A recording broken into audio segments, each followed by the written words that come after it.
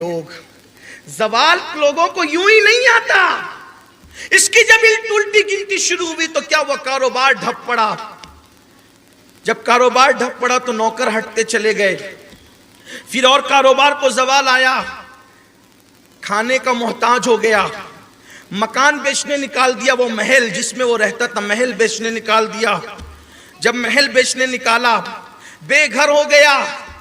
जब बेघर हो गया तो उस वक्त उसके बीवी के मैके के लोग आए, कहने लगे हमारी इतनी खूबसूरत जवान बेटी को तुम लेके रहोगे कहां? दरख्तों के नीचे, पहाड़ों के अंदर। हमारी बेटी की आबरू को हर वक्त हमला है, हर वक्त खतरा है।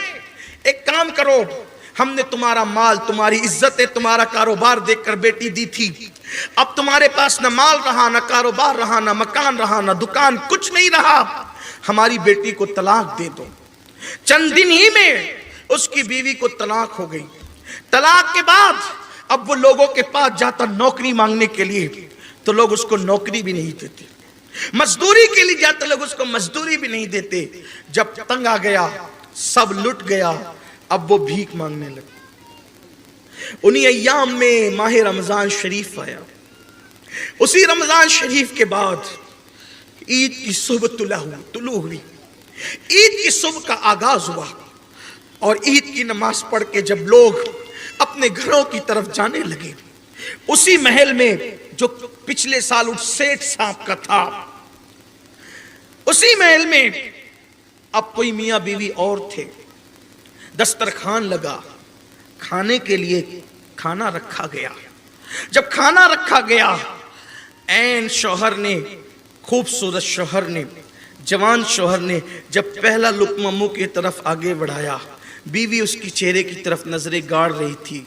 ऐसे में वही आवाज जैसा लगा कि कोई रिकॉर्डिंग दोहराई जा रही। हालांकि उस वक्त रिकॉर्डिंग का कोई तसव्वुर नहीं था। कहने वाले कहते हैं तारीख अपने आप को दोहराती।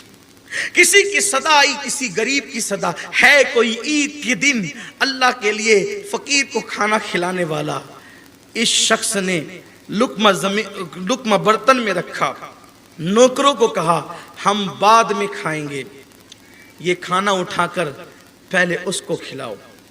और नौकरों से कहते हैं सुनो, कहते हैं कि जिसके हाथ से सदका दिया जाता है उसकी बलाएं टलती है। ये खाना तुम नहीं दोगे अपने हाथ से, उस फकीर के हाथ में खाना देने के लिए मेरी नई नवेली बीवी जाएगी और ये उसको खाना देगी। वो औरत ने, उस लड़की ने जैसी